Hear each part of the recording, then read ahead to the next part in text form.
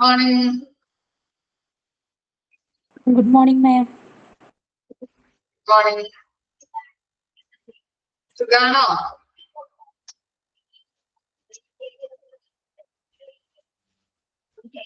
കുറച്ച് നാളായില്ലേ നമ്മൾ കണ്ടിട്ട്? ഓക്കെ, സുഖം. കഴിഞ്ഞ ക്ലാസ്സിൽ എടുത്തിട്ട് പഠിച്ചോ? വായിച്ചു നോക്കിയാ?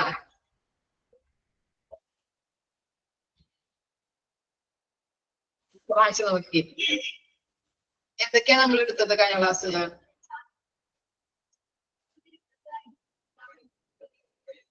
ഹോസ്പിറ്റൽ എക്യുപ്മെന്റ്സിന്റെ എക്യുപ്മെന്റ്സ് മാനേജ്മെന്റിന്റെ 5 പോയിന്റ്സ് ആണല്ലേ പറഞ്ഞു വരുന്നത്. നമ്മള് പ്ലാനിങ് ഫോർ ദി എക്യുപ്മെന്റ്സ് പറഞ്ഞു, പർച്ചേസിംഗ് ഓഫ് എക്യുപ്മെന്റ്സ് പറഞ്ഞു അല്ലെ. ഇനി എന്താണ്? പിന്നെ മെയിന്റനൻസ് ഓഫ് എക്യുപ്മെന്റ്സ് പറഞ്ഞു. ഇനി പർച്ചേസിംഗ് ഓഫ് എക്യുപ്മെന്റ്സില് നമ്മൾ 9 സ്റ്റെപ്പുകളെ കുറിച്ച് പഠിച്ചു. എന്തായിരുന്നു 9 സ്റ്റെപ്പ്? ഏതൊക്കെയായിരുന്നു പർച്ചേസിംഗ് ഓഫ് എക്യുപ്മെന്റ്സിൽ പഠിച്ച സ്റ്റെപ്പുകള്? To forecast the demand. പറഞ്ഞോ. സ്റ്റെപ്പ് എന്തായിരുന്നു? Forecasting the demand. പിന്നെ source of fund, loan. Source of funds അല്ലെ. എങ്ങനെയൊക്കെ നമുക്ക് ഫണ്ട് കിട്ടും നമുക്ക് ക്യാപിറ്റൽ എക്യുപ്മെന്റ്സ് വാങ്ങിക്കാനായിട്ട്? ലോൺ, പിന്നെ ലോൺസ് വഴി. അതുപോലെ ഡിപ്രീസിയേഷൻ ഫണ്ട് അല്ലെ. എന്തായിരുന്നു ഡിപ്രീസിയേഷൻ ഫണ്ട്?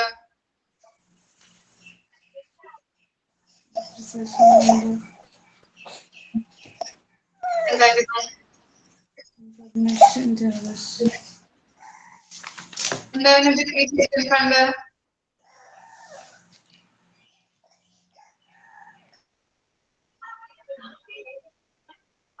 എന്തായിരുന്നു ഡിപ്രീസിയേഷൻ ഫണ്ട്? പുതിയൊരു എക്യുപ്മെന്റ്സ് വാങ്ങിക്കാനായിട്ട് നമ്മൾ ബഡ്ജറ്റ് പ്രിപ്പയർ ചെയ്യുമ്പോൾ മാറ്റി വെക്കുമല്ലേ തുക. മൂല്യശോഷണം സംഭവിച്ച മെറ്റീരിയൽസ് ഉണ്ടെങ്കിൽ അതിന് പകരമായിട്ട് പുതിയൊരു എക്യുപ്മെന്റ് വാങ്ങിക്കാനായിട്ട് നമ്മൾ എന്ത് ചെയ്യുന്നുണ്ട്? മാറ്റി വെക്കുന്നുണ്ട് തുക. അതിനെയാണ് ഡിപ്രീസിയേഷൻ ഫണ്ട് എന്ന് പറയുന്നത്. ഇനി ഹോസ്പിറ്റൽ അക്യുമുലേറ്റഡ് ഫണ്ട് എന്തായിരുന്നു? ഹോസ്പിറ്റലിൽ നിന്ന് കിട്ടുന്ന ഡിപ്പാർട്ട്മെന്റിൽ നിന്ന് നമുക്ക് എക്യുപ്മെന്റ്സ് വാങ്ങിക്കാൻ പറ്റും. പിന്നെ ഏത് സോഴ്സ് ആയിരുന്നു? ഒരു സോഴ്സും കൂടി ഉണ്ടായിരുന്നല്ലോ, സ്പെസിഫിക് പർപ്പസ് അല്ലെ. എന്തായിരുന്നു സ്പെസിഫിക് പർപ്പസ് ഫണ്ട് എന്ന് പറഞ്ഞാല്? സ്പെസിഫിക് പർപ്പസ് ഫണ്ട്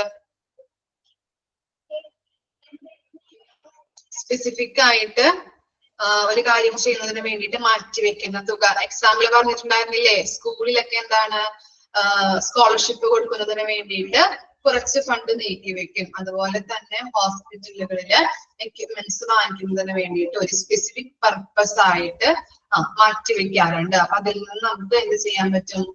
ഫണ്ട് എടുത്തിട്ട് ക്യാപിറ്റൽ എക്യുപ്മെന്റ് വാങ്ങിക്കാൻ പറ്റും. പിന്നെന്താണ്? തേർഡ് പോയിന്റ് എന്തായിരുന്നു? ഡിസിഷൻ മേക്കേഴ്സ് അല്ലെ. ആരുടെയൊക്കെ സമ്മതത്തോട് കൂടിയിട്ടായിരിക്കണം നമുക്ക് എക്യുപ്മെന്റ്സ് വാങ്ങിക്കാനായിട്ട്? ഡിസിഷൻ മേക്കർ ആരൊക്കെയായിരുന്നു? ടോപ്പ് മാനേജ്മെന്റ്, ടോപ്പ് മാനേജർ, അതുപോലെ ആര്? HOD ഉണ്ട്, administration, okay, materials manager, finance manager, okay. പിന്നെന്താണ്? സപ്ലൈസിനെ നമ്മൾ ഐഡന്റിഫൈ ചെയ്യണം. ഇൻഫർമേഷൻ ജനറേഷൻ അല്ലെ. എക്സ്പേർട്ട് അല്ലെങ്കിൽ പരിചയസമ്പന്നരായിട്ടുള്ള പേഴ്സന്റെ കയ്യിൽ നിന്ന് നമ്മൾ ചോദിച്ച് ഇൻഫർമേഷൻസ് വാങ്ങിച്ചിട്ട് വേണം നമ്മൾ എന്ത് ചെയ്യാനായിട്ട്? എക്യുപ്മെന്റ്സ് വാങ്ങിക്കാനായിട്ട്. അതുപോലെ ഒന്നും കൂടി പുനർപരിശോധന നടത്തണം അല്ലെ. പിന്നെന്താണ്? കൊട്ടേഷൻസ് കമ്പയർ ചെയ്ത് നമുക്ക് സ്യൂട്ടബിൾ ആയിട്ടുള്ള കൊട്ടേഷൻ സെലക്ട് ചെയ്യണം. പിന്നെന്താണ്?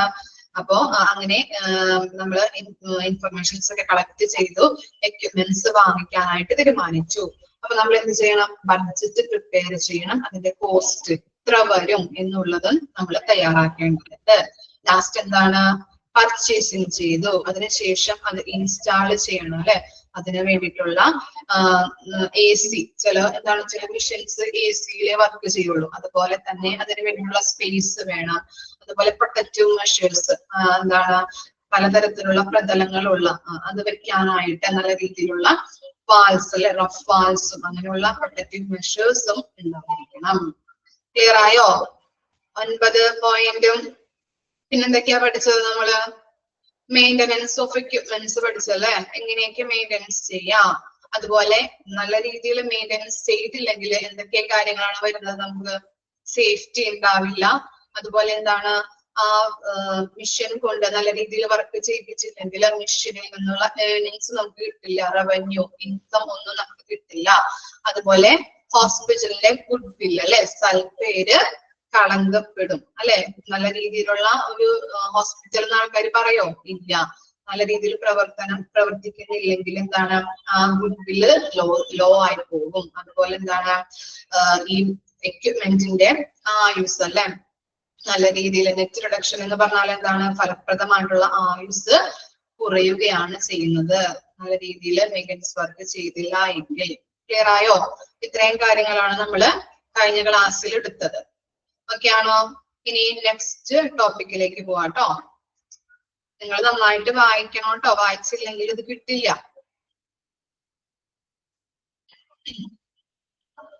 ഇനി നെക്സ്റ്റ് 5 പോയിന്റ്സില് നെക്സ്റ്റ് പോയിന്റ് ആണ് മെയിൻ്റനൻസ് ഇൻ ഹോസ്പിറ്റൽ. എന്താണ് ഹോസ്പിറ്റലില് മെയിൻ്റനൻസ് വർക്ക് എങ്ങനെയൊക്കെ ചെയ്യാം, മെയിൻ്റനൻസ് എങ്ങനെയെല്ലാം നല്ല രീതിയിൽ ചെയ്യാം എന്നുള്ളതാണ്. Must be done by, first point നോക്കിയേ, പ്രോപ്പർ ഇൻസ്റ്റലേഷൻ, എക്യുപ്മെന്റ്സ് കൊണ്ടുവന്നിട്ട് നല്ല രീതിയിൽ ഇൻസ്റ്റാൾ ചെയ്യണം. പിന്നെ എന്താണ്, കീപ് കെയറിങ് ആൻഡ് റിപ്പയർ, നല്ല രീതിയിൽ ഇപ്പോ മെയിൻ്റനൻസ് വർക്കുകളൊക്കെ ഉണ്ടെങ്കിൽ നല്ല രീതിയിൽ അത് റിപ്പയർ ചെയ്യണം. Periodic cleaning and checking on preventive maintenance, നല്ല രീതിയിൽ പ്രോപ്പർ ആയിട്ട് പീരിയോഡിക് ആയിട്ട് എക്യുപ്മെന്റ്സുകൾ ക്ലീൻ ചെയ്തുകൊണ്ടേയിരിക്കണം. അപ്പൊ അങ്ങനെ ക്ലീൻ ചെയ്യുകയാണെങ്കിൽ എന്ത് സംഭവിക്കും? പ്രിവെന്റീവ് മെയിൻ്റനൻസ് അല്ലെ, മെയിൻ്റനൻസ് വർക്ക് ഒരു പരിധിവരെ നമുക്ക് തടയാനായിട്ട് സാധിക്കും. റെക്കോർഡ് കീപ്പ് ചെയ്യണം. അതുപോലെ എന്താണ്, പ്രൊക്യൂർമെന്റ് ഓഫ് സ്പെയർസ്, എന്താ പറയുന്നത്? പ്രൊക്യൂർമെന്റ് എന്ന് പറഞ്ഞിട്ടുണ്ടെങ്കിൽ സംഭരണം അല്ലെ, സംഭരിക്കുക. അപ്പോ നിങ്ങളിപ്പോ ഗൾഫിൽ നിന്നൊക്കെ ഒരു സാധനം കൊണ്ടുവന്നാല്, ഒരു ഐറ്റം കൊണ്ടുവന്നിട്ടുണ്ടെങ്കിൽ അവിടത്തെ ആ ഐറ്റത്തിന്റെ സ്പെയറുകൾ ഒന്നും ഈ നാട്ടിൽ, നമ്മുടെ നാട്ടിൽ കിട്ടില്ല. ശ്രദ്ധിച്ചിട്ടുണ്ടോ അത്? അങ്ങനെ കണ്ടിട്ടുണ്ടോ നിങ്ങള്? അപ്പൊ അങ്ങനെ എന്താണ്, ഇപ്പൊ സ്പെയറുകൾ നോക്കിയിട്ട് ഉള്ള എക്യുപ്മെന്റ്സ് മാത്രം വാങ്ങിക്കാൻ പാടുള്ളൂ. ഇപ്പൊ ചില മെയിൻ്റനൻസ് വർക്ക് വാങ്ങിച്ചിട്ടുണ്ടെങ്കിൽ, ഇപ്പൊ ഫാനിന്റെ ഒക്കെ കംപ്ലൈന്റ് ആയിട്ടുണ്ടെങ്കിൽ എന്താണ്, കപ്പാസിറ്റർ ഒക്കെ നമ്മള് ആ സ്പെയർ നമുക്ക് വാങ്ങിച്ച് തന്നെ നമ്മൾ തന്നെ ഫിറ്റ് ചെയ്യാം അല്ലെ, നല്ല രീതിയിൽ അത് ഓട്ടോമാറ്റിക് ആയിട്ട് തന്നെ നല്ല രീതിയിൽ വർക്ക് ചെയ്യും. അതുപോലെ തന്നെ എന്താണ്, ഇതിലും ഈ എക്യുപ്മെന്റ്സ് സ്പെയറുകൾ ഉണ്ടോ എന്ന് ഐഡന്റിഫൈ ചെയ്തിട്ട് അങ്ങനെയുള്ള എക്യുപ്മെന്റ്സ് വാങ്ങിക്കാം. അങ്ങനെ സ്പെയറുകൾ ഉണ്ടെങ്കിൽ നമുക്ക് തന്നെ മെയിൻ്റനൻസ് വർക്ക് ചെയ്ത് അത് നല്ല രീതിയിൽ അതിന്റെ പ്രവർത്തനം നിലനിർത്താനായിട്ട് പറ്റും. ക്ലിയർ ആണോ?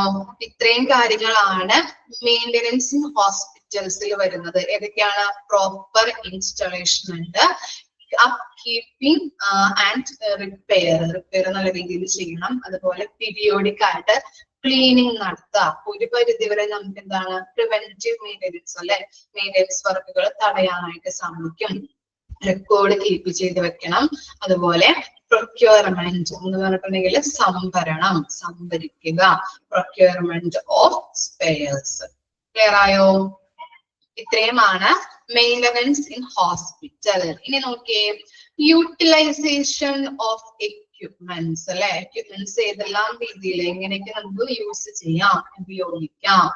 Utilisation has to be 80% to 90%, no under or over utilization. അപ്പോ എക്യുപ്മെന്റ്സുകൾ എങ്ങനെ എത്ര പെർസെന്റേജിലാണ് ഉപയോഗിക്കാൻ പാടുള്ളൂ എന്ന് പറയുന്നത്? 80 to 90% വരെ. അധികം ഉപയോഗം കുറയാനും പാടില്ല, അധികം ഓവറായിട്ട് ഉപയോഗിക്കാനും പാടില്ല. ഒരു മിഡിൽ ആയിട്ട് നമ്മൾ എന്ത് ചെയ്യണം? യൂട്ടിലൈസ് ചെയ്യണം. 80 to 90% ആണ് എക്യുപ്മെന്റിന്റെ യൂട്ടിലൈസേഷൻ എന്ന് പറയുന്നത്. ക്ലിയർ ആയില്ലേ? വായിച്ചാൽ മനസ്സിലാവുമല്ലോ. ഇനി നോക്കിയേ, ഡിസ്കാർഡിങ് ഓഫ് എക്യുപ്മെന്റ്സ് അല്ലെ, നമ്മള് നിരസിക്കുക. പഠിച്ചില്ലേ? ഡിസ്കാർഡിംഗ് എന്ന് പറഞ്ഞാൽ നിരസിക്കുക. ഡിസ്കാർഡിംഗ് of equipments. A scrap item for reselling and giving free to small hospital. ഒന്നല്ലെങ്കിൽ നമ്മൾ എന്ത് ചെയ്യും? ഉപയോഗശൂന്യമായത് നമ്മൾ എന്ത് ചെയ്യുന്നുണ്ട്? സ്ക്രാപ്പിൽ കൊടുക്കും അല്ലെ, ആക്രിയിൽ കൊടുക്കും. അതുപോലെ ഇപ്പോ ഉപയോഗിച്ച് പഴകിയതായിട്ടുള്ള അത് വർക്ക് ചെയ്യുന്നുണ്ട്, എന്നാൽ കൂടിയും എന്താണ്, സ്മോൾ ഹോസ്പിറ്റലുകളിലേക്ക് അത് കൊടുക്കുന്നുണ്ട്. സ്മോൾ ഹോസ്പിറ്റലുകളിലേക്ക് കൊടുത്തു കഴിഞ്ഞാൽ ചിലപ്പോ അവർക്ക് ആ ഹോസ്പിറ്റലിന് ചിലപ്പോ ആ എക്യുപ്മെന്റ് നല്ല രീതിയിൽ വില കൂടിയ എക്യുപ്മെന്റ് ആണ് ക്യാപിറ്റൽ എക്യുപ്മെന്റ് എന്ന് പറയുന്നത്. അതുകൊണ്ട് തന്നെ ചിലപ്പോ എന്താണ്, അവർക്ക് അതിനുള്ള വരുമാനമൊന്നും ഉണ്ടാവില്ല അത് വാങ്ങിക്കാനായിട്ട്. അപ്പൊ എന്താണ്, നമ്മുടെ ഇവിടെ നിന്നുള്ള എക്യുപ്മെന്റ് സ്മോൾ ഹോസ്പിറ്റലിലേക്ക് കൊടുക്കും. ഇനി നമ്മള് ഒരു എക്സാമ്പിൾ പറയാണ്. ഒരു സെക്കൻഡ് ഹാൻഡ് കാർ വാങ്ങിച്ചു. എന്തിനു വേണ്ടിയിട്ട് അത് വാങ്ങിക്കുന്നത്? എന്തിനാ വാങ്ങിക്കാം? നമ്മളുടെ അടുത്ത് നല്ല കാശും കാര്യങ്ങളൊക്കെ ഉണ്ട്, പക്ഷെ നമ്മൾ പുതിയ കാറ് വാങ്ങിക്കാതെ സെക്കൻഡ് ഹാൻഡ് കാറ് വാങ്ങിച്ചു. എന്തിനു വേണ്ടിയിട്ടായിരിക്കാം? ഒന്ന് സെറ്റ് ആവാൻ. ഓക്കെ, എന്താണ്, അത് ഓടിച്ച് ഒന്ന് പരിചയപ്പെട്ട് എല്ലാം നല്ല രീതിയിൽ കറക്റ്റ് ആയി ഗിയറും കാര്യങ്ങളും റോഡിലൂടെ പോകുമ്പോൾ എന്തെല്ലാം കാര്യങ്ങളാണ് ശ്രദ്ധിക്കേണ്ടത് അതൊക്കെ ഒന്ന് മനസ്സിലാക്കി അറിഞ്ഞ് എക്സ്പീരിയൻസ് ഒക്കെ ആയതിനു ശേഷം മാത്രമേ നമ്മൾ എന്ത് ചെയ്യുള്ളൂ, പുതിയ കാറ് വാങ്ങിക്കൂ അല്ലെ. അതുപോലെ തന്നെയാണ് ഇവിടെ എന്താണ്, സ്മോൾ ഹോസ്പിറ്റൽ ആണെങ്കിൽ ചിലപ്പോൾ ആ എക്യുപ്മെന്റ് ഉണ്ടാവില്ല അവരുടെ കയ്യില്. അപ്പൊ നമ്മുടെ ഹോസ്പിറ്റലിൽ നിന്നും ഇവർക്ക് അത് കൊടുക്കുമ്പോ അതൊന്ന് അവിടുത്തെ സ്റ്റാഫുകൾക്ക് അത് പരിചയമായി അതെങ്ങനെ വർക്ക് ചെയ്യിപ്പിക്കാം, അങ്ങനെയുള്ള കാര്യങ്ങളൊക്കെ ഒന്ന് മനസ്സിലാക്കിയതിനു ശേഷം മാത്രമേ അവർ പുതിയ എക്യുപ്മെന്റ് വാങ്ങിക്കുള്ളൂ. അതിനും കൂടിയിട്ടാണ് സ്മോൾ ഹോസ്പിറ്റലിലേക്ക് ഈ പഴയ എക്യുപ്മെന്റ് കൈമാറുന്നത്. ക്ലിയർ ആയോ? അത് ഇത്രയും കാര്യങ്ങളാണ് എന്തിൽ വരുന്നത്, ഹോസ്പിറ്റൽ എക്യുപ്മെന്റ്സ് അല്ലെ. ഹോസ്പിറ്റൽ എക്യുപ്മെന്റ്സ് മാനേജ്മെന്റിന്റെ 5 points ആയിട്ട് പറയുന്നത് കേട്ടോ. ഫസ്റ്റ് എന്തായിരുന്നു? Planning for the equipments, purchasing of equipments പറഞ്ഞു, മെയിന്റനൻസ് പറഞ്ഞു, യൂട്ടിലൈസേഷൻ. ഏതൊക്കെ രീതിയിൽ യൂട്ടിലൈസ് ചെയ്യാൻ നമുക്ക്? എങ്ങനെയാണ് യൂട്ടിലൈസേഷൻ ചെയ്യുന്നത്? എത്ര തൊട്ട് എത്ര പെർസെന്റേജ് വരെ യൂസ് ചെയ്യാൻ പറ്റുന്നത്? മറന്നുപോയാ ഇപ്പൊ പറഞ്ഞ കാര്യം? 80 to 90%. പിന്നെന്താ പറഞ്ഞത്? ഡിസ്കാർഡിംഗ് ഓഫ് എക്യുപ്മെന്റ്സ് അല്ലെ. എങ്ങനെയൊക്കെ ചെയ്യാൻ നമുക്ക് ഡിസ്കാർഡിംഗ് നിരസിക്കാനായിട്ട്? ഡിസ്കാർഡിംഗ് ഓഫ് എക്യുപ്മെന്റ്സ് ഏതെല്ലാം രീതിയിൽ ചെയ്യാം? സ്ക്രാപ്പിൽ കൊടുക്കാം, അല്ലെങ്കിൽ എന്ത് ചെയ്യാം, റീസെല് ചെയ്യാം, അല്ലെങ്കിൽ എന്താണ്, സ്മോൾ ഹോസ്പിറ്റലിലേക്ക് ആ എക്യുപ്മെന്റ്സ് കൊടുക്കാം. ഓക്കെ, ഇനി എന്താണ്, നിങ്ങൾക്ക് നെക്സ്റ്റ് ടോപ്പിക് നിങ്ങൾക്ക് തന്നെ പറയാൻ പറ്റുന്നതാണ് കേട്ടോ, സിമ്പിൾ ആണ്. Prime difference between ordinary purchase and capital എന്നാക്കണോണ്ട് അവിടെ സ്പെല്ലിംഗ് മിസ്റ്റേക്ക് ഉണ്ട്. ക്യാപിറ്റൽ എക്യുപ്മെന്റ് പർച്ചേസ്, സാധാരണയായിട്ടുള്ള പർച്ചേസും ക്യാപിറ്റൽ എക്യുപ്മെന്റ് പർച്ചേസിന്റെയും ഡിഫറൻസ് ആണ് കൊടുത്തിരിക്കുന്നത്. 4 രീതിയിലുള്ള ഡിഫറൻസ് ആണ് പഠിക്കാനുള്ളത്. ഫസ്റ്റ് നോക്കിയേ, എക്സ്റ്റെന്റ് ഓഫ് നെഗോഷിയേഷൻ. എക്സ്റ്റെന്റ് എന്താ? എക്സ്റ്റെന്റ് എന്ന് പറഞ്ഞാൽ എന്താണ്? എക്സ്റ്റെന്റ് എന്താ? നീട്ടുക അല്ലെ. എന്താണ്? ചർച്ച ഒന്ന് നമുക്ക് എന്ത് ചെയ്യണം? നീട്ടണം. ചർച്ച നീട്ടുക. Okay, high in capital equipment purchase and low in ordinary purchase അല്ലെ. അപ്പോ ഇതില് എങ്ങനെയാണ് ചർച്ച വരുന്നത്? ചർച്ച എങ്ങനെയാണ്? ക്യാപിറ്റൽ എക്യുപ്മെന്റ്സ് വാങ്ങിക്കുമ്പോ കുറെ ആളുകളുടെ സമ്മതത്തോട് കൂടിയിട്ട് വേണം നമുക്ക് വാങ്ങിക്കാനായിട്ട്. കുറെ ആളുകളോട് ചർച്ച നടത്തി സമ്മതം വാങ്ങിയിട്ട് വേണം വാങ്ങിക്കാൻ. അപ്പൊ ക്യാപിറ്റൽ എക്യുപ്മെന്റ്സ് വാങ്ങിക്കുമ്പോ ഈ നെഗോഷിയേഷൻ എന്ന് പറയുന്നത് എന്താണ്? ഹൈ ആണല്ലേ, ഹൈയിൽ നിൽക്കും. ഓക്കെ, ഇനി ഓർഡിനറി പർച്ചേസ്, സാധാരണയായിട്ട് ഒരു മെറ്റീരിയൽ വാങ്ങിക്കുന്നതിന് സാധാരണ പർച്ചേസ് ആണെങ്കിൽ എന്താണ്, നീണ്ട ചർച്ച വേണ്ടി വരുമോ? നമുക്ക് വേണ്ടി വരുമോ? ഇല്ല. അപ്പൊ എന്താണ്, ലോ നെഗോഷിയേഷൻ ആണ് ഓർഡിനറി പർച്ചേസിൽ വരുന്നത്. ക്യാപിറ്റൽ എക്യുപ്മെന്റ് പർച്ചേസിലാണെങ്കിൽ എന്താണ്, ഹൈ നെഗോഷിയേഷൻ വരുന്നുണ്ട്. ഇനി ലീഡ് ടൈം റിക്വയർമെന്റ്. എന്നാൽ ലീഡ് ടൈം ലീഡ് ടൈം എന്താ? ഞാൻ ഇടയ്ക്കിടയ്ക്ക് ഇങ്ങനെ ചോദിച്ചുകൊണ്ടിരിക്കും. ലീഡ് ടൈം എന്താണ്? സ്റ്റോക്ക് വരുന്ന, ബാക്കി പറ. ഏതും ഏത് ടൈമും തമ്മിലുള്ള ഏതാ? വായിക്കണില്ലേ? ഓർഡർ ചെയ്യുന്നത് മുതൽ അത് നമ്മുടെ കയ്യിൽ കിട്ടുന്നത് വരെയുള്ള ടൈമാണ് lead time. Okay, lead time requirement അല്ലെ. അപ്പോ ക്യാപിറ്റൽ പർച്ചേസിനാണോ, ക്യാപിറ്റൽ എക്യുപ്മെന്റ് പർച്ചേസിനാണോ അല്ലെങ്കിൽ സാധാരണയായിട്ടുള്ള പർച്ചേസിനാണോ ലീഡ് ടൈം കൂടുതൽ വരുന്നത്? അറിയാൻ പറ്റോ? സാധാരണയായിട്ട് വരുമ്പോഴുള്ള പർച്ചേസിനാണോ ലീഡ് ടൈം കൂടുതൽ വരാം? അല്ലല്ലോ. എന്താണ് ക്യാപിറ്റൽ എക്യുപ്മെന്റ് പർച്ചേസിന് അല്ലെ. ചിലപ്പോ എന്താണ് ഇത്, ഞാൻ പറഞ്ഞു നല്ല വളരെ വലിയ വില കൊടുത്ത് വാങ്ങിക്കുന്ന എക്യുപ്മെന്റ് ആണ് ക്യാപിറ്റൽ എക്യുപ്മെന്റ് എന്ന് പറയുന്നത്. അപ്പോ നമ്മൾ എന്ത് ചെയ്യും? സപ്ലൈയറുടെ അടുത്ത് ചോദിക്കുമ്പോൾ ചിലപ്പോൾ അവരുടെ കയ്യിൽ ഉണ്ടാവില്ല. കാരണം എന്താണ്? അധികം ആളുകൾ വാങ്ങിക്കില്ല. കാരണം വളരെ വില കൂടുതൽ ഉള്ളത് കൊണ്ട് തന്നെ അധികം ആൾക്കാർ വാങ്ങിക്കാനുണ്ടാവില്ല. അപ്പോ ഇതിന്റെ ലീഡ് ടൈം ചിലപ്പോ എന്താണ്, നമ്മൾ ഉദ്ദേശിച്ച മെറ്റീരിയൽസ് അവരുടെ കയ്യിൽ ഇല്ലെങ്കിൽ അത് എന്ത് ചെയ്യും? മാനുഫാക്ചർ ചെയ്ത് നമ്മുടെ കയ്യിൽ എത്തിക്കുമ്പോ ആ ടൈം എന്ന് പറയുന്നത് ഹൈ ആവും. സാധാരണയായിട്ടുള്ള പർച്ചേസിനാണെങ്കിലോ ലോ ആയിരിക്കും ഉണ്ടാകുന്നത്. ലീഡ് ടൈം എന്താണ്? ലോ ആയിരിക്കും. ക്ലിയർ ആയോ? കൺസെപ്റ്റ് മനസ്സിലായോ? ലീഡ് ടൈം റിക്വയർമെന്റ്സ് ഓക്കെ ആണോ? ഓക്കെ.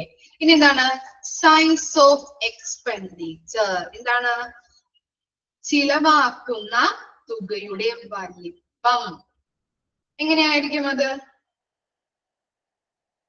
എന്താണ് മോളെ ലീഡ് ടൈം എന്ന് പറയുന്നത്? എന്താണ്? മനസ്സിലായോ? ലീഡ് ടൈം നമ്മൾ ഒരു മെറ്റീരിയൽ ഓർഡർ ചെയ്തു, അത് നമ്മുടെ കയ്യിൽ എത്തുന്നത് വരെയുള്ള ടൈമിനെയാണ് ലീഡ് ടൈം എന്ന് പറയുന്നത്. അപ്പൊ ക്യാപിറ്റൽ എക്യുപ്മെന്റ് ആണെങ്കിൽ നല്ല വില കൊടുത്താണ് നമ്മൾ വാങ്ങിക്കുന്നത് അല്ലെ. വളരെ വില കൂടിയ ഉപകരണങ്ങളായിരിക്കും ക്യാപിറ്റൽ എക്യുപ്മെന്റ്. അപ്പോ നമ്മൾ സപ്ലൈയറുടെ കയ്യിൽ നിന്ന് ഓർഡർ കൊടുക്കുമ്പോൾ ചിലപ്പോ അവരുടെ കയ്യിൽ അത് ഉണ്ടാവില്ല. നമ്മൾ ഉദ്ദേശിച്ച മെറ്റീരിയൽ ചിലപ്പോൾ ഉണ്ടാവില്ല. കാരണം എന്താ?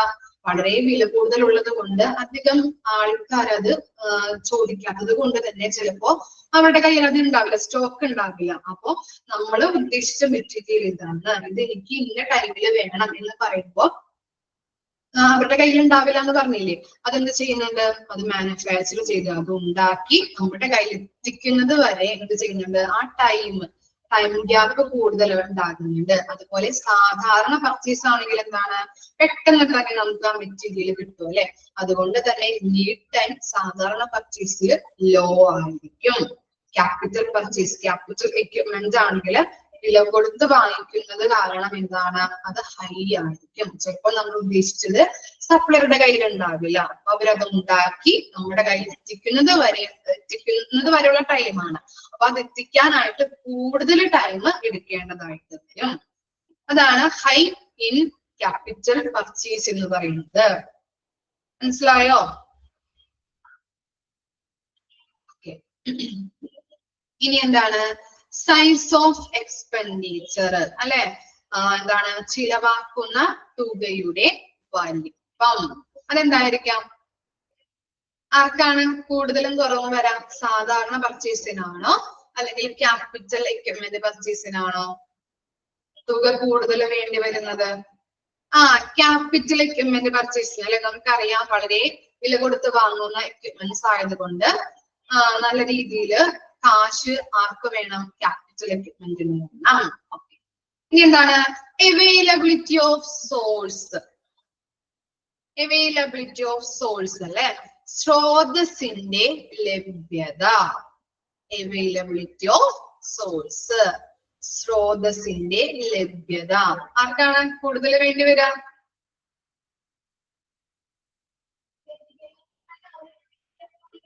പറഞ്ഞു നോക്കിയേ.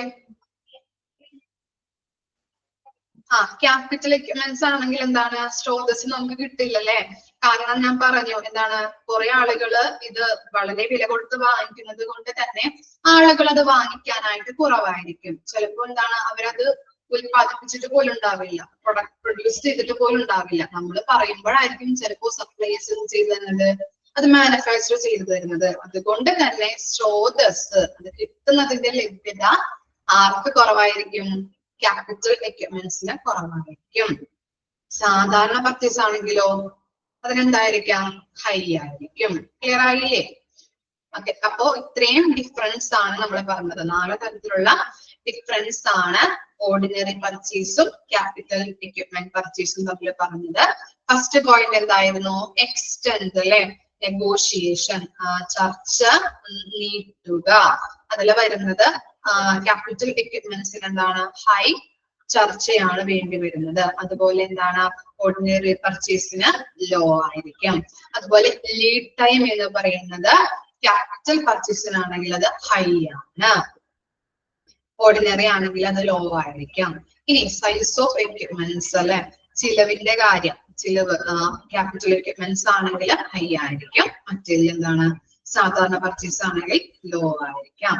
ഇനി എന്താണ്? അവൈലബിലിറ്റി അല്ലെ, സ്രോതസ്സിന്റെ ലഭ്യത എങ്ങനെയായിരിക്കാം? ക്യാപിറ്റൽ എക്യുപ്മെന്റ്സ് ആണെങ്കിൽ അത് ലോ ആണ്, സാധാരണ പർച്ചേസ് ആണെങ്കിൽ ഹൈ ആണ്. ക്ലിയർ ആയില്ലേ? ഇനി നോക്കിയേ, 3 ways to obtaining an item to an organization. നമ്മളൊരു ഓർഗനൈസേഷനിലേക്ക് അല്ലെങ്കിൽ ഒരു ഹോസ്പിറ്റലിലേക്ക് ഒരു ഐറ്റം വാങ്ങിക്കുന്നത് 3 വഴികളിലൂടെയാണ്. ഏതൊക്കെയാണ്? നിങ്ങളിപ്പോ ഒരു വീട്ടിലേക്ക് ഒരു സാധനം വാങ്ങിക്കുന്നു, ഏതൊക്കെ രീതിയിൽ നിങ്ങൾ വാങ്ങിക്കും എന്ന് പറഞ്ഞു നോക്കിയേ. EMI, online. Okay,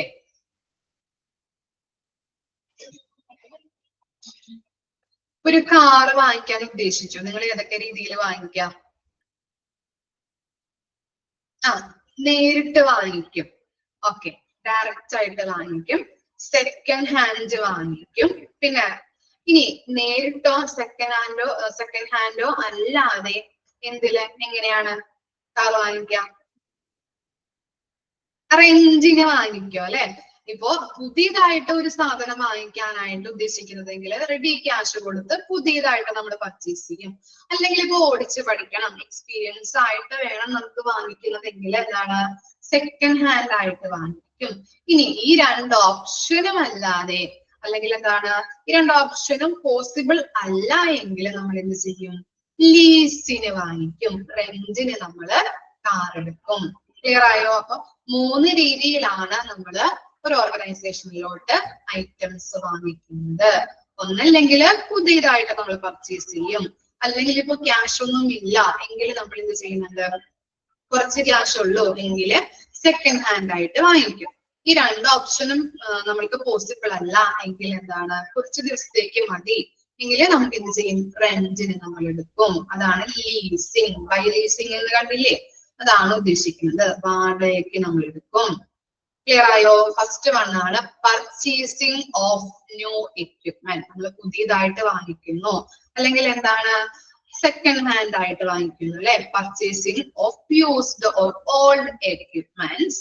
and third one is by leasing, റെന്റിന് അല്ലെങ്കിൽ വാടകയ്ക്ക് എടുക്കുന്നു. ക്ലിയർ ആയില്ലേ? മനസ്സിലായോ?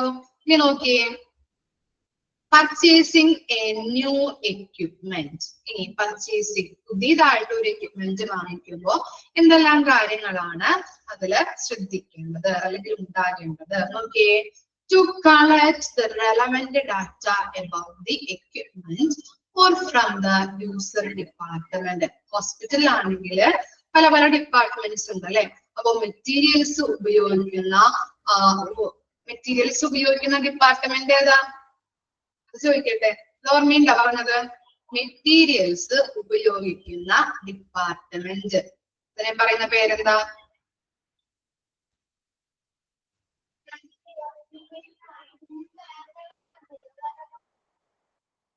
എന്താ പേര്?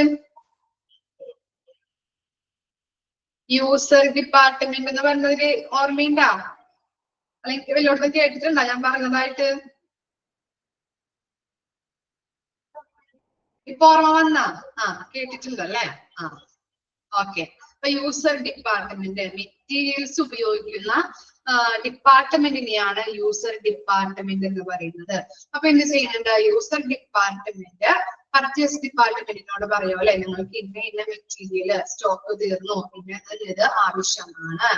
അപ്പൊ എന്ത് ചെയ്യുന്നുണ്ട്? യൂസർ ഡിപ്പാർട്ട്മെന്റിന്റെ അടുത്ത് പോയിട്ട് ഡാറ്റാസ്, അവർക്ക് ഏതൊക്കെ എക്യുപ്മെന്റ്സ് ആണ് വേണ്ടത്, അല്ലെങ്കിൽ ഏതൊക്കെ എക്യുപ്മെന്റ്സ് പുതിയതായിട്ട് വേണം, സ്റ്റോക്ക് തീർന്ന എക്യുപ്മെന്റ്സ് ഏതൊക്കെയാണ് എന്നുള്ള ഡാറ്റ കളക്ട് ചെയ്യും. അങ്ങനെ എന്ത് ചെയ്യുന്നുണ്ട്?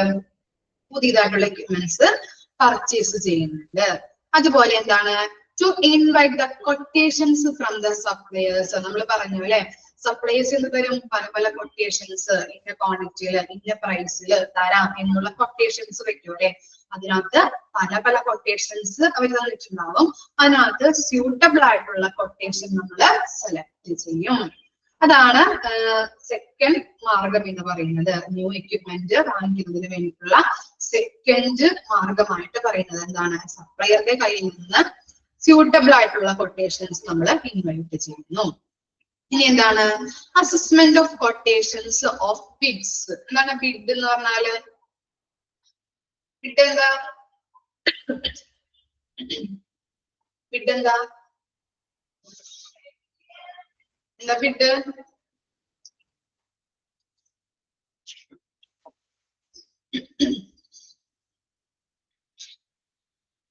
ബിഡ് എന്താ?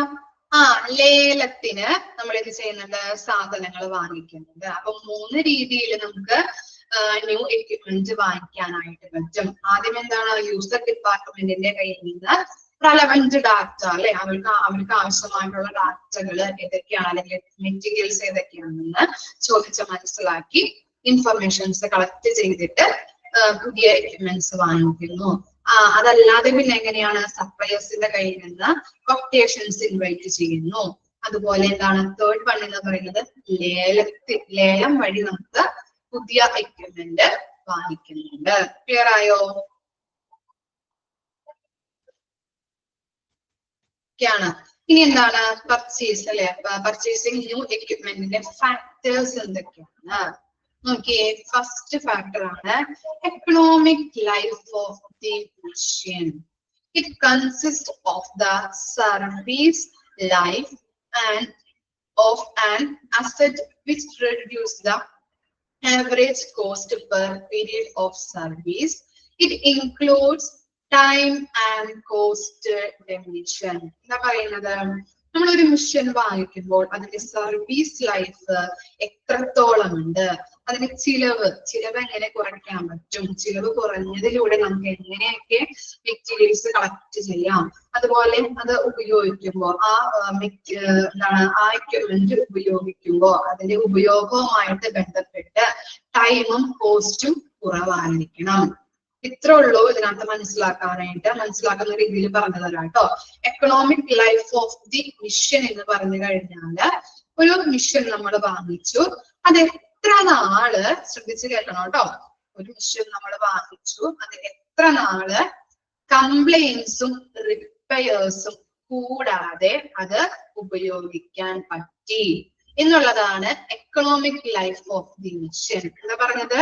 നമ്മളൊരു മിഷൻ വാങ്ങി, അത് എത്ര നാള് കംപ്ലൈൻസും റിപ്പയറും കൂടാതെ ഉപയോഗിക്കാൻ പറ്റി എന്നുള്ളതിനെയാണ് economic life of the machine എന്ന് പറഞ്ഞത്. ക്ലിയർ ആയോ? എന്താ പറഞ്ഞത്? നമ്മളൊരു മിഷൻ വാങ്ങിച്ചു, അത് എത്ര നാള് മെയിൻ്റെനൻസും റിപ്പയേഴ്സും കൂടാതെ ഉപയോഗിക്കാൻ പറ്റി, അതാണ് ഒരു മിഷന്റെ എക്കണോമിക് ലൈഫ് എന്ന് പറഞ്ഞത്. ഓക്കെ ആണോ?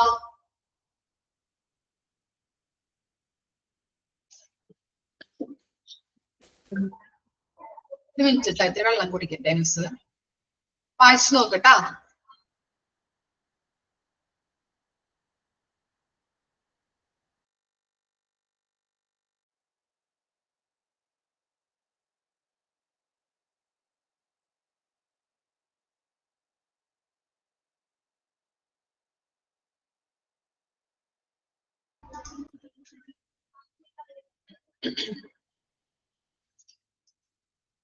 ഓക്കെ, അപ്പോ economic life of the mission മനസ്സിലായില്ലേ? ഒരു മിഷൻ നമ്മൾ വാങ്ങിച്ചു, അത് എത്ര നാള് മെയിൻ്റെനൻസും റിപ്പയേഴ്സും കൂടാതെ അത് എങ്ങനെയാണ് ഉപയോഗിക്കാൻ പറ്റി എന്നുള്ളതാണ് economic life of the machine എന്ന് പറയുന്നത്. ഇനി സെക്കൻഡ് ഫാക്ടർ എന്താണ്? Physical life of the mission. The total period of productivity of the mission or the entire life of the mission. എന്താണ്? ഒരു മിഷന്റെ ഉൽപാദനക്ഷമത. പ്രൊഡക്ടിവിറ്റി എന്ന് പറഞ്ഞാൽ എന്താണ്? ഉൽപാദനക്ഷമത. പ്രൊഡക്ടിവിറ്റി എത്രത്തോളം ഉണ്ട്, അതുപോലെ ആ മിഷന്റെ ഉപയോഗം എത്രത്തോളം ഉണ്ട് എന്നതാണ് എന്ത്? Physical life of the machine എന്ന് പറയുന്നത്. മനസ്സിലാവുന്ന തരത്തിൽ പറഞ്ഞു തരാം കേട്ടോ. ശ്രദ്ധിച്ചു കേട്ടെ. എന്താണ്? ഒരു മിഷൻ നമ്മൾ വാങ്ങിച്ചു. മിഷൻ വാങ്ങിക്കുമ്പോൾ കുറച്ച് നാൾ എന്ത് ചെയ്യും? അത് റിപ്പയർസ് മെയിൻ്റെനൻസ് ഒന്നും കൂടാതെ വർക്ക് ചെയ്യും. അതിനുശേഷം എന്തുണ്ടാവും? റിപ്പയർസ് ഉണ്ടാവും, അതുപോലെ മെയിൻ്റെനൻസ് വർക്ക് ചെയ്യേണ്ടതായിട്ട് വരും അല്ലെ. അപ്പൊ അങ്ങനെയുള്ള കാര്യങ്ങൾ ഇതെല്ലാം ചെയ്ത് കഴിഞ്ഞ് എത്ര നാള് റിപ്പയർസും മെയിൻ്റെനൻസ് വർക്കും ചെയ്ത് കഴിഞ്ഞ് എത്ര നാള് അത് മാക്സിമം യൂട്ടിലൈസ് ചെയ്യാൻ പറ്റി, അതാണ് physical life of the mission. നമ്മൾ പറഞ്ഞു ഒരു മിഷൻ വാങ്ങിച്ചു, കുറച്ചു നാള് അതിന് റിപ്പയറും കാര്യങ്ങളും ഒന്നും ഉണ്ടാവില്ല. അതിനുശേഷം എന്താണ്? അത് ചിലപ്പോ മെയിൻ്റെനൻസ് വർക്കോ റിപ്പയറോ ഒക്കെ ചെയ്യേണ്ടതായിട്ട് വരും. അപ്പൊ അങ്ങനെ ചെയ്തു. അതിനുശേഷം റിപ്പയർ ഒക്കെ ചെയ്തതിനു ശേഷം എത്ര നാളത് മാക്സിമം നല്ല രീതിയിൽ ഉപയോഗിക്കാൻ പറ്റി, എത്ര നാള് അത് മാക്സിമം യൂട്ടിലൈസ് ചെയ്യാൻ പറ്റി എന്നുള്ളതാണ് physical life of the mission. Clear ആയോ? നമ്മൾ പറഞ്ഞു ഒരു മിഷൻ വാങ്ങിച്ചു, 3 വർഷം നല്ല രീതിയിൽ അത് ഓടി അല്ലെ, പ്രവർത്തിച്ചു. അപ്പൊ അതാണ് അതിന്റെ എക്കണോമിക് ലൈഫ്. ഇനി എന്താണ്? മെയിൻ്റെനൻസ് വർക്കും റിപ്പയർസും ഒക്കെ കഴിഞ്ഞു, അത് നല്ല രീതിയിൽ പിന്നെയും പ്രവർത്തിച്ചു. ഒരു 3 വർഷവും കൂടി അത് നല്ല രീതിയിൽ അതിന്റെ പ്രവർത്തനം തുടർന്നു. അപ്പോ ടോട്ടല് അതിന്റെ ഫിസിക്കൽ ലൈഫ് എന്ന് പറയുന്നത് എത്രയായിരിക്കാം? എക്കണോമിക് ലൈഫ് 3 വർഷമായിരുന്നു. റിപ്പയർസ് കഴിഞ്ഞു, അതിനുശേഷം ഒരു 3 വർഷവും കൂടി നല്ല രീതിയിൽ മാക്സിമം യൂട്ടിലൈസ് ചെയ്യാൻ പറ്റി. അപ്പൊ അതിന്റെ ഫിസിക്കൽ ലൈഫ് എന്ന് പറയുന്നത് എത്ര വർഷമായിരിക്കാം? പറയാൻ പറ്റുമോ? Very good. 6 അല്ലെ, 6 മന്ത് അല്ലെങ്കിൽ എന്താണ് 6th ഇയർ എന്ന് പറയാൻ പറ്റും അല്ലെ, 6 വർഷം എന്ന് പറയാൻ പറ്റും. കിട്ടിയോ നിങ്ങൾക്ക് കൺസെപ്റ്റ്? ഓക്കെ, മനസ്സിലായില്ലേ? എക്കണോമിക് ലൈഫ് 3 വർഷമായിരുന്നു. റിപ്പയർസ് മെയിൻ്റെനൻസ് വർക്ക് ഒക്കെ കഴിഞ്ഞ് അത് 3 ഇയറും ഒന്നും കൂടിയും നല്ല രീതിയിൽ യൂട്ടിലൈസ് ചെയ്യാൻ പറ്റി. അതിന്റെ ഫിസിക്കൽ ലൈഫ് എന്ന് പറയുന്നത് ടോട്ടല് 6 ഇയേഴ്സ് ആണ്. കിട്ടിയില്ലേ? ഇനി എന്താണ്? Tax life. The number of years over which the capital cost can be received back. എന്താ പറയുന്നത്? നമ്മളൊരു സാധനം വാങ്ങിച്ചു, അതിന് നമ്മള് മുതൽ മുടക്കിയ തുക നമുക്ക് എത്ര വർഷം കൊണ്ട് കിട്ടും എന്നുള്ളതാണ് ടാക്സ് ലൈഫ് എന്ന് പറയുന്നത്. ഇപ്പൊ ഞാൻ എന്ത് ചെയ്തു? ഒരു സ്കാനർ അല്ലെങ്കിൽ എക്സ്റേ മെഷീൻ വാങ്ങിച്ചു. അതിന് 50,000 രൂപയായിരുന്നു. അപ്പോ 50,000 രൂപ കൊടുത്ത് അത് വാങ്ങി. അതിനുശേഷം എന്താണ്? നമ്മള് ഹോസ്പിറ്റലിൽ കൊണ്ടുപോയിട്ട് അത് ഇൻസ്റ്റാൾ ചെയ്തു. ആളുകൾ അത് ഉപയോഗിച്ച് നല്ല രീതിയിൽ അതിന്റെ സർവീസ് നടത്തിയാലാണ് നമുക്ക് എന്ത് ചെയ്യാൻ പറ്റുക? 50,000 രൂപ നമുക്ക് തിരിച്ചു കിട്ടുക അല്ലെ. അത് എത്ര വർഷം കൊണ്ട് നമുക്ക് തിരിച്ചു കിട്ടും, അല്ലെങ്കിൽ എത്ര മന്ത് കൊണ്ടാണ് നമുക്ക് തിരിച്ചു കിട്ടുന്നത് എന്നുള്ളതാണ് അതിന് ടാക്സ് ലൈഫ് എന്ന് പറയുന്നത്. കൺസെപ്റ്റ് കിട്ടിയോ നിങ്ങൾക്ക്? ടാക്സ് ലൈഫ് എന്താണെന്ന്? ഞാനൊരു മിഷൻ വാങ്ങിച്ചു, അതിന് 50,000 രൂപയായിരുന്നു. നമ്മൾ മുതൽ മുടക്കിയ തുക എത്ര വർഷം കൊണ്ട് നമുക്ക് തിരിച്ചു കിട്ടും എന്നുള്ളത്. ഇനി എന്താണ്?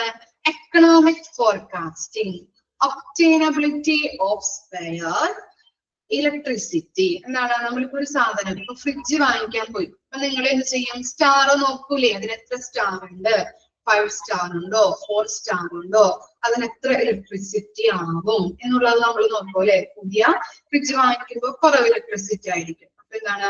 എത്ര സ്റ്റാർ ഉണ്ട്, അങ്ങനെയുള്ള കാര്യങ്ങളൊക്കെ നോക്കും. ഇനി സ്പെയറുകളാണെങ്കിൽ എന്താണ്? നമുക്ക് ഇവിടെ നിന്ന് ലഭിക്കോ? ഇപ്പൊ ഗൾഫിൽ നിന്നൊക്കെ ഒരു സംഭവം അല്ലെങ്കിൽ സാധനം കൊണ്ടുവരുന്നുണ്ടെങ്കിൽ അതിന്റെ സ്പെയറുകൾ ഒന്നും ഇവിടെ നിന്ന് കിട്ടില്ല. അപ്പൊ അതുകൊണ്ട് അങ്ങനെയുള്ള സാധനങ്ങളൊക്കെ നോക്കി സെലക്ട് ചെയ്തിട്ട് വേണം നമ്മുടെ ക്യാപിറ്റൽ എക്യുപ്മെന്റ്സ് വാങ്ങിക്കാനായിട്ട്. അപ്പോ എക്കണോമിക് ഫോർകാസ്റ്റിംഗ് എന്ന് പറഞ്ഞാൽ എന്താണ്? സാമ്പത്തികപരമായിട്ടുള്ള പ്രവചനങ്ങള് നടത്തുക. സാമ്പത്തികപരമായിട്ടുള്ള പ്രവചനങ്ങൾ നടത്തുക. സ്പെയർസ് ഇവിടെ നിന്ന് കിട്ടോ, അല്ലെങ്കിൽ എത്ര കറണ്ട് ആവും, അങ്ങനെയുള്ള കാര്യങ്ങളൊക്കെ നമ്മൾ എന്ത് ചെയ്യണം, മുൻകൂട്ടി പ്രവചനങ്ങൾ നടത്തണം. അതാണ് എക്കണോമിക് ഫോർകാസ്റ്റിംഗ്. ഇനി എന്താണ് potentiality in the existing system. Potentiality in the existing system അല്ലെ. എന്താ പറയുന്നത്, നിലവില് ഈ എന്താ പറയുന്നത് മിഷൻ വാങ്ങുമ്പോ എന്താണ് നല്ല രീതിയിൽ ഈ മിഷൻ നമ്മുടെ ഹോസ്പിറ്റലിൽ കൊണ്ടുവന്നിട്ട് അത് നല്ല രീതിയിൽ പ്രവർത്തിക്കുമോ, അല്ലെങ്കിൽ ഈ മിഷൻ വാങ്ങിച്ചിട്ട് വാങ്ങിക്കേണ്ട ആവശ്യമുണ്ടോ, ഈ മിഷൻ ഇല്ലാതെയും ഹോസ്പിറ്റൽ പ്രവർത്തനങ്ങൾ നടക്കോ, അങ്ങനെയുള്ള കാര്യങ്ങൾ. നിലവില് ഈ മിഷൻ വാങ്ങിക്കുന്നതിന്റെ ആവശ്യകതയാണ് potentiality in the existing system എന്ന് പറയുന്നത്. ഈ മിഷൻ വാങ്ങിക്കുന്നതിന്റെ ആവശ്യകതയെ കുറിച്ച് നമ്മൾ ചിന്തിക്കേണ്ടതുണ്ട്.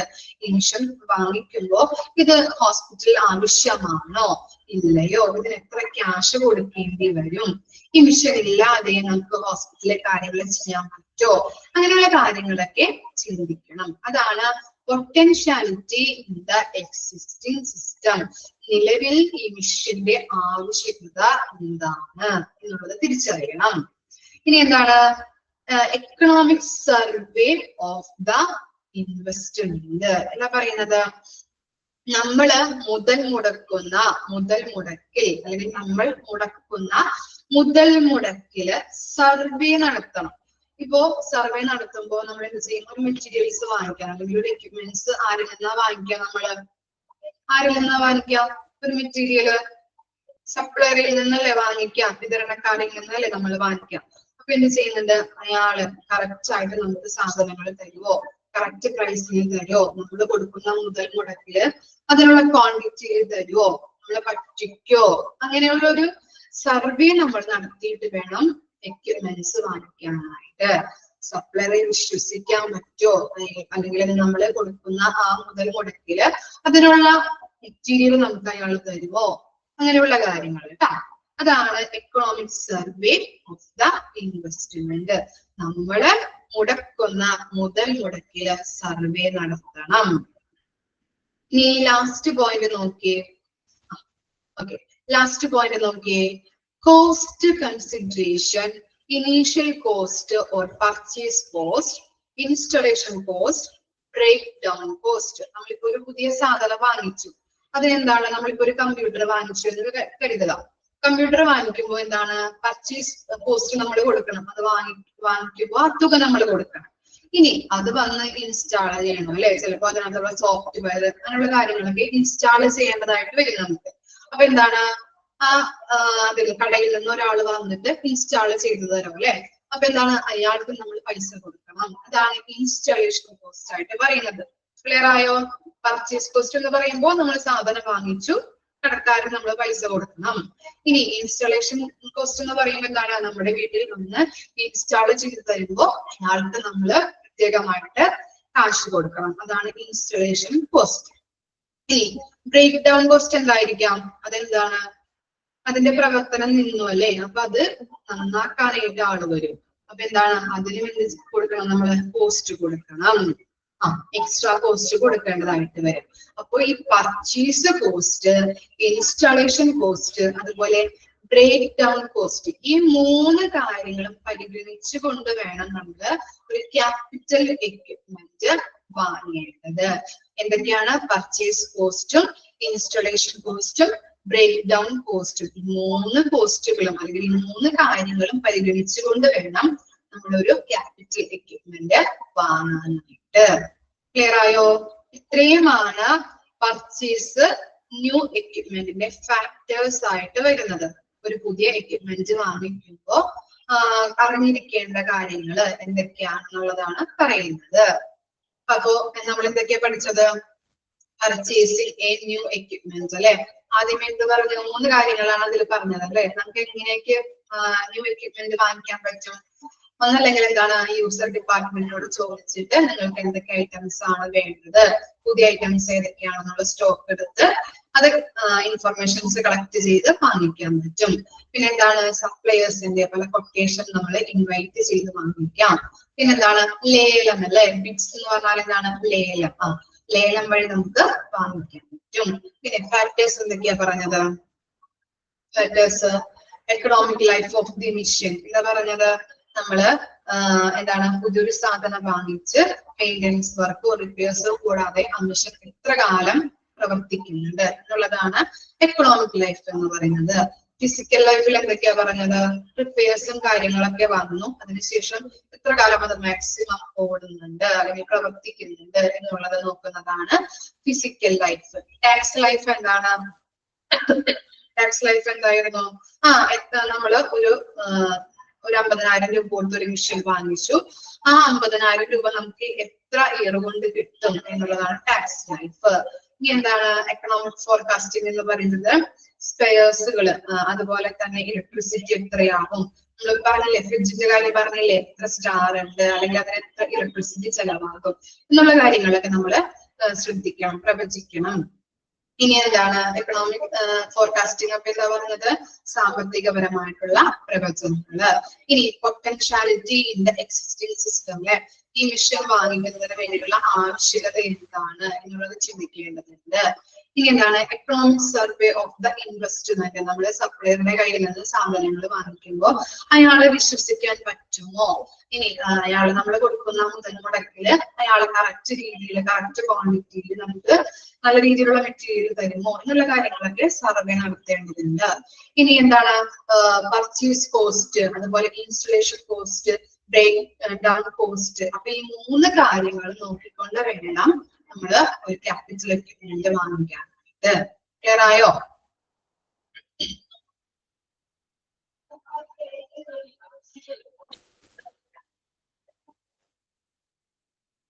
എന്താണ് നമ്മള് നെക്സ്റ്റ് ആണ് ഓൾഡ് എക്വിപ്മെന്റ് പർച്ചേസ്, അല്ലെ എങ്ങനെയെല്ലാം നമുക്ക് ഓൾഡ് എക്വിപ്മെന്റ് പർച്ചേസ് ചെയ്യാം, ആരുടെ കയ്യിൽ നിന്നാണ് പർച്ചേസ് ചെയ്യാൻ പറ്റുക എന്നുള്ളതാണ് നെക്സ്റ്റ് പോർഷനിൽ പഠിക്കുന്നത് കേട്ടോ. എന്താണ് ഫസ്റ്റ് നോക്കിയേ, done owing to shortage of money, അല്ലെ നമ്മളിപ്പോ എന്താണ് ഒരു സെക്കൻഡ് ഹാൻഡ് കാറ് വാങ്ങിക്കാന്ന് വിചാരിക്കാം. എന്ത് കാരണങ്ങൾ കൊണ്ടായിരിക്കാം നിങ്ങൾ വാങ്ങിക്കാത്തത്? നമ്മുടെ അടുത്ത് എന്താണ് പൈസ ഇല്ലാത്തത് കൊണ്ടാവാം, അല്ലെ ചിലപ്പോ പൈസ ഇല്ലാത്തത് കൊണ്ടാവാം സെക്കൻഡ് ഹാൻഡ് ആയിട്ട് നമ്മൾ വാങ്ങിക്കുന്നത്.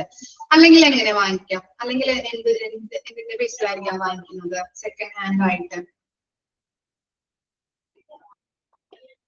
കുറച്ചു കാലത്തേക്ക്. ഓക്കെ, പിന്നെന്താണ് ഓടിച്ച് പഠിക്കാണ്, അല്ലെ ഒരു എക്സ്പീരിയൻസ് കിട്ടാൻ വേണ്ടിയിട്ട് നമ്മള് ഓൾഡ് എക്യുപ്മെന്റ് വാങ്ങിക്കും, അല്ലെ ഓൾഡ് കാർ വാങ്ങിക്കും. ഓക്കെ, നോക്കിയപ്പോ നിങ്ങൾ പറഞ്ഞ കാര്യങ്ങൾ തന്നെയാണ് ഇതിലും പറഞ്ഞിരിക്കുന്നത്.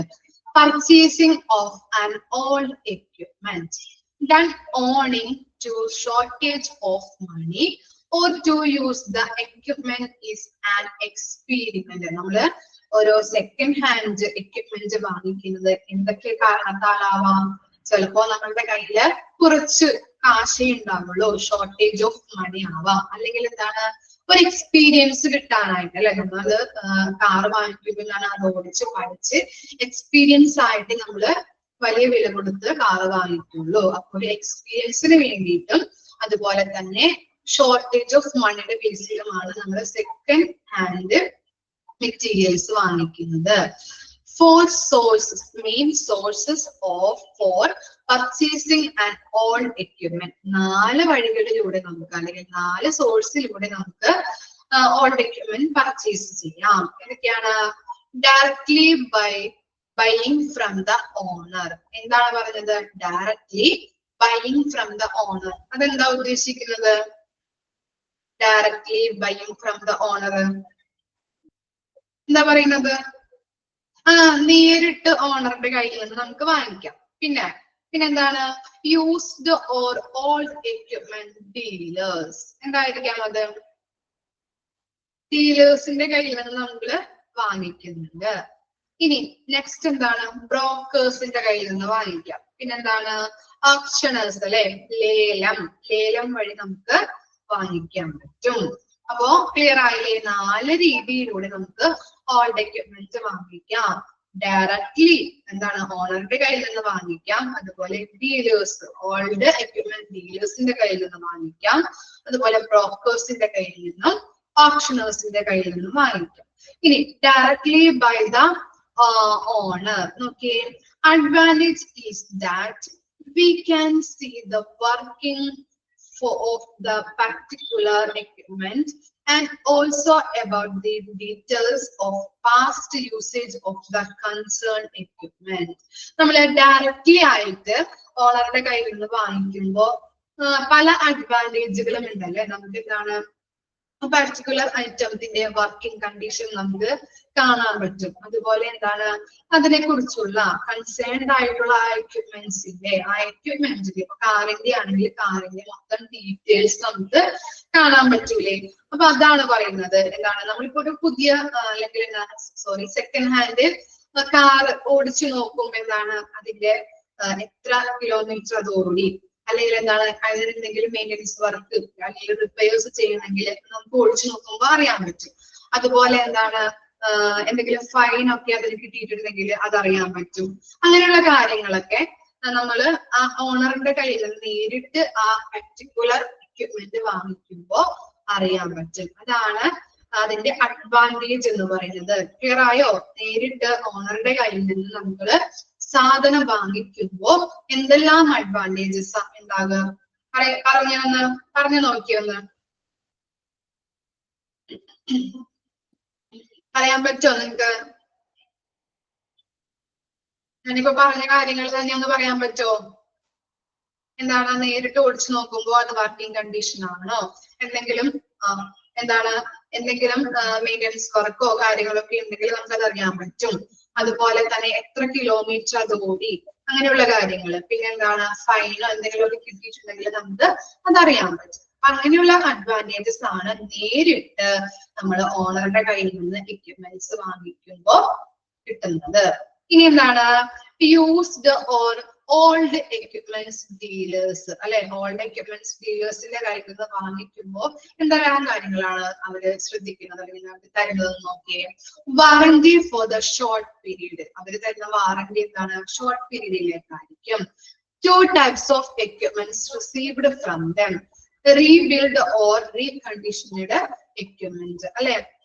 അവരുടെ കയ്യിൽ നിന്ന് വാങ്ങിക്കുമ്പോൾ അവര് പഴയ ഒരു കാറാണെങ്കിൽ എന്താണ് അത് ഒന്നും കൂടി നല്ല രീതിയിൽ പെയിന്റ് അടിച്ച് സ്പെയറുകൾ എന്തെങ്കിലും ഉണ്ടെങ്കിൽ അതൊക്കെ പുതിയതായിട്ട് വെച്ച് അങ്ങനെ റീബിൽഡ് ചെയ്ത് നമുക്ക് പുതുക്കി തരും അല്ലെ. അതാണ് ഓൾഡ് എക്യുപ്മെന്റ് ഡീലേഴ്സ് ചെയ്യുന്നത്. എന്തൊക്കെയാ ചെയ്യുന്നത്? അവര് ഷോർട്ട് പീരീഡ് വാറന്റിയാണ് തരുന്നത്. അതുപോലെ റീബിൽഡ് ചെയ്ത് റീകണ്ടീഷൻ ചെയ്ത് നമുക്ക് പുതിയതാക്കി തരും. ക്ലിയർ ആയില്ലേ അത്? ഇനി എന്താണ് ബ്രോക്കേഴ്സിന്റെ കയ്യിൽ നിന്ന് വാങ്ങിക്കാം, അതുപോലെ ഓപ്ഷണേഴ്സിന്റെ കയ്യിൽ നിന്ന് വാങ്ങിക്കാം. ഇനി ബോത്ത് ആർ റിസ്കി. ഈ ബ്രോക്കേഴ്സിന്റെ കയ്യിൽ നിന്നും ഓപ്ഷണേഴ്സിന്റെ കയ്യിൽ നിന്നും വാങ്ങിക്കുമ്പോൾ അതെന്താണ്? Both are risky source and there will be no warranty. ഇതാണ് ഒരു റിസ്കി സോഴ്സസ് ആണ് അല്ലെ. അതുപോലെ തന്നെ അവരുടെ കയ്യിൽ നിന്ന് വാങ്ങിക്കുമ്പോൾ നമുക്ക് എന്താണ് വാറന്റി ഒന്നും ഉണ്ടാവില്ല. അതൊന്ന് അടയാളപ്പെടുത്തി വെച്ചോളൂ കേട്ടോ. ക്ലിയർ ആയോ പറഞ്ഞത്? ഡയറക്ട്ലി ഓണറുടെ കയ്യിൽ നിന്ന് വാങ്ങിക്കാം, അതുപോലെ എന്താണ് ഓൾഡ് എക്യുപ്മെന്റ് ഡീലേഴ്സിന്റെ കയ്യിൽ നിന്ന് വാങ്ങിക്കാം, ബ്രോക്കേഴ്സിന്റെ കയ്യിൽ നിന്ന് വാങ്ങിക്കാം, അതുപോലെ ലാസ്റ്റ് വൺ ഓപ്ഷണേഴ്സിന്റെ കയ്യിൽ നിന്നും നമുക്ക് ഓൾഡ് എക്യുപ്മെന്റ് വാങ്ങിക്കാൻ പറ്റും. Okay, no warranty and risky sources ആണ്. ഇനി എന്തൊക്കെയാണ് ഡിസ്അഡ്വാൻറ്റേജസ്? എന്തൊക്കെയാണ് disadvantages in buying an old equipment? First എന്താണ്? Economic life period of particular equipment cannot be ascertained. അത് എത്ര കാലം ആ ഉപകരണം നമ്മൾ ഓൾഡ് എക്യുപ്മെന്റ് വാങ്ങിച്ചാൽ, ഇപ്പൊ ഡീലേഴ്സിന്റെ കയ്യിൽ നിന്നൊക്കെ വാങ്ങിക്കുമ്പോൾ അത് എത്ര നാള് യൂസ് ചെയ്തിട്ടുണ്ട് അല്ലെ, ആ ഉപകരണം എത്ര നാള് ഉപയോഗിച്ചിട്ടുണ്ട് എന്ന് നിർണയിക്കാൻ പറ്റില്ല. അസർട്ടൈൻഡ് എന്ന് പറഞ്ഞാൽ എന്താണ്? നിർണയിക്കുക അല്ലെങ്കിൽ എന്താണ്? കനോട്ട് ബി അസർട്ടൈൻഡ് എന്ന് പറഞ്ഞാൽ എന്താണ്? അത് നിർണയിക്കാൻ പറ്റില്ല അല്ലെ. നമ്മൾ ആ ഉപകരണം എത്ര നാള് യൂസ് ചെയ്തിട്ടുണ്ടെന്ന് നമുക്ക് നിർണയിക്കാൻ പറ്റില്ല. അതാണ് ഫസ്റ്റ് ഡിസ്അഡ്വാൻറ്റേജസ് ആയിട്ട് പറയുന്നത്. ഇനി എന്താണ്? നോ ആഫ്റ്റർ സെയിൽ സർവീസ് അല്ലെ. ആഫ്റ്റർ സെയിൽ സർവീസ് ഉണ്ടാവോ? ഇല്ല. ഇനി എന്താണ്? Maintenance high charge. നമ്മൾ മെയിൻ്റെനൻസ് എന്തെങ്കിലും ഉപയോഗിച്ച ശേഷം നമ്മൾ വാങ്ങിച്ചു, അത് ഉപയോഗിച്ച് എന്തെങ്കിലും മെയിൻ്റെനൻസ് വർക്കോ റിപ്പയേഴ്സ് ഒക്കെ വന്നു കഴിഞ്ഞാൽ എന്താണ്? ആ ചാർജ് എന്തായിരിക്കാം?